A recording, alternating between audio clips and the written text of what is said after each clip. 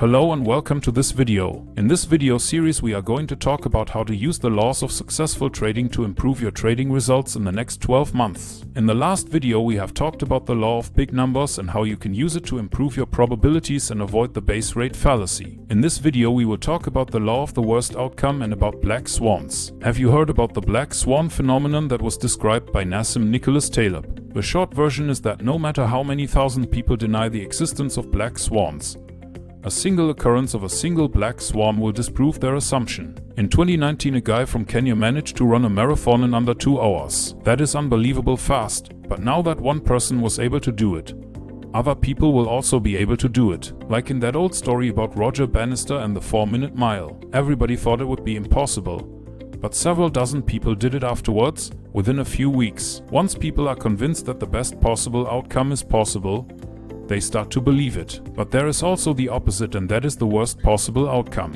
The worst possible outcome is something like the world record for being struck by lightning. If you read the Wikipedia article about Roy Sullivan, you will learn that this guy is the only person that survived 7 lightning strokes. The probability for that is beyond what I can imagine. But if you have a closer look to that Wikipedia site, you will see that there are a few things to consider. Virginia has an above average number of thunderstorms. Most people who have been struck by lightning were males between 20 and 40 caught outdoors. And Roy Sullivan was a park ranger in Virginia. This is a good example that the worst possible outcome will occur when all the bad things come together. Murphy's law about that is what can go wrong, will go wrong. For trading, the law of the worst outcome means that we need to design our trading system in a way that the probability to survive the worst possible outcome is above average. Let me explain what I mean. I do backtests for at least 8 years in a row to find the best setting for my system. If you watch the result videos on algorithmictrading-system.com, you will see that the risk settings for a single year are sometimes high and it is possible to make a good profit. But when you try to use the same high risk setting to trade 8 years in a row,